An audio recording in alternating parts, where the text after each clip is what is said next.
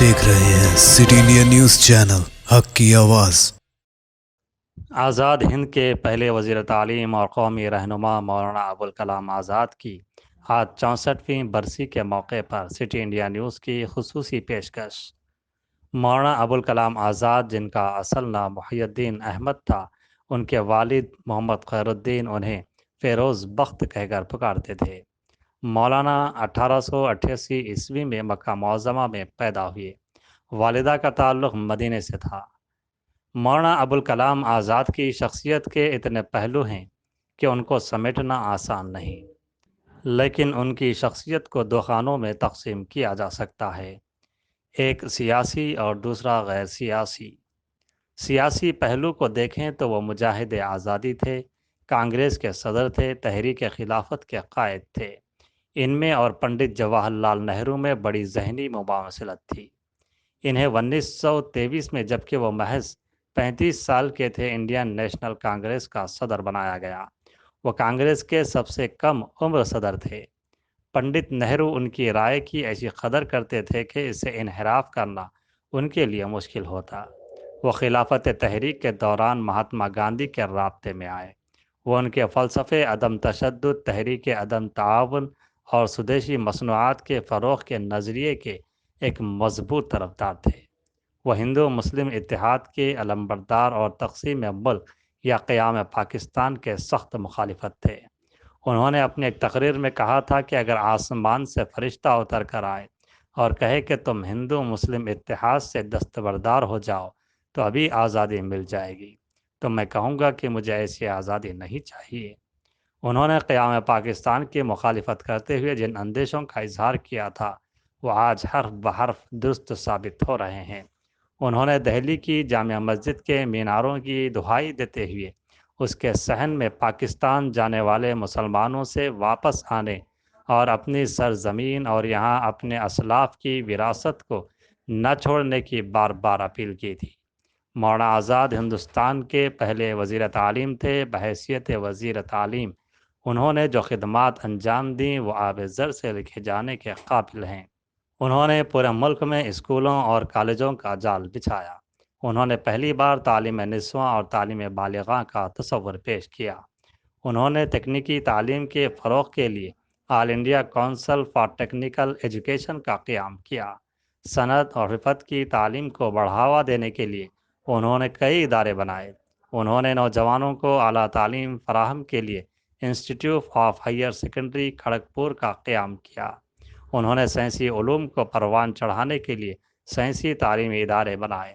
मौलाना आज़ाद हिंदुस्तानी तहज़ीब व सक़ाफ़त को भी परवान चढ़ाने और दुनिया के सामने पेश करने का ख्वाब देखा करते थे।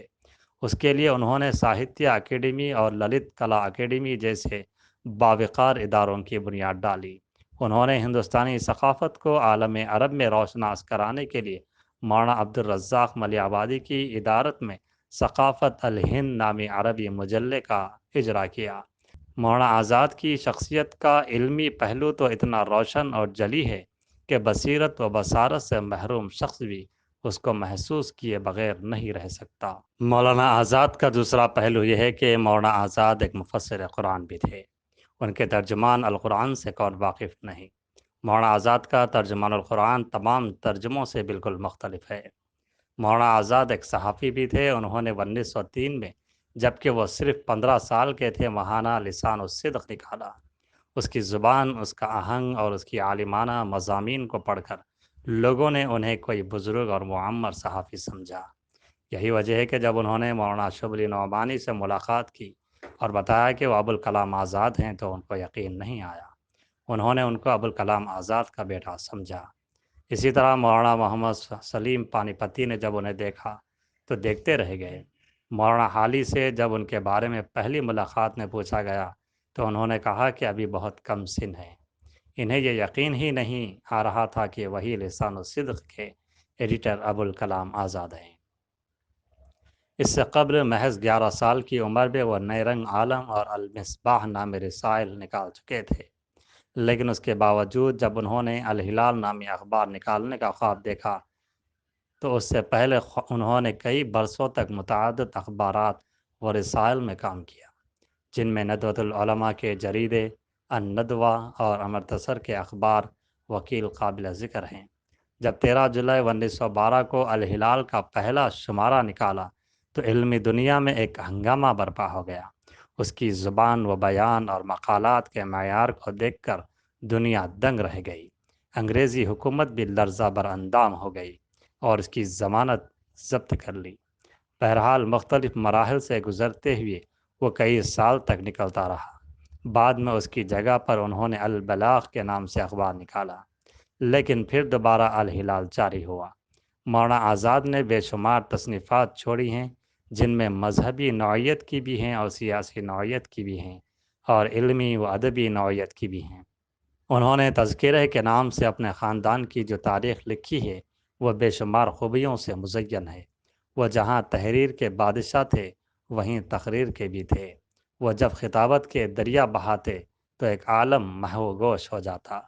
مولانا آزاد ایک ایسی عبقری شخصیت ہے، ماضی قریب میں نہ پیدا ہوا اور نہ ہی مستقبل قریب میں پیدا ہونے کی کوئی امید ہے، لیکن وائے افسوس کہ اب لوگ ان کو بھی فراموش کرتے جا رہے ہیں۔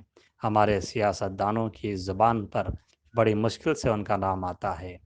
آپ کی وفات 69 سال کی عمر میں 22 فروری 1958 کو ہوئی اور آپ کا مزار دہلی میں جامع مسجد کے قریب ہے۔